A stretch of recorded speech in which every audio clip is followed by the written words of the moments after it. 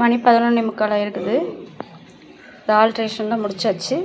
இப்போ இதில் வந்து லைனிங் மட்டும்தான் நம்ம கட் பண்ணியிருக்கிறோம். இந்த ஒரு லைனிங் கட் பண்ணணும். அது இல்லாமல் மெயின் கிளாத் சாரீலேருந்து இனிமேல் தான் பிரித்து எடுத்து அயன் பண்ணி கட்டிங் போடணும். எவ்வளோ நேரம் ஆகுதுன்னு பார்ப்போம்.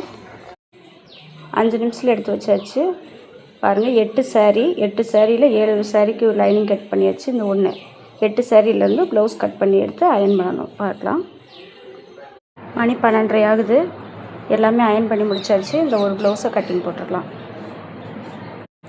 மணி 1:10 ஆக போகுது. அந்த ஒரு ப்ளவுஸ் கட்டிங் போட்டாச்சு. இடையில ஒரு ஆல்ட்ரேஷன் கஸ்டமர் வந்திருந்தாங்க. அந்த ஆல்ட்ரேஷன் பண்ணி கொடுத்தாச்சு.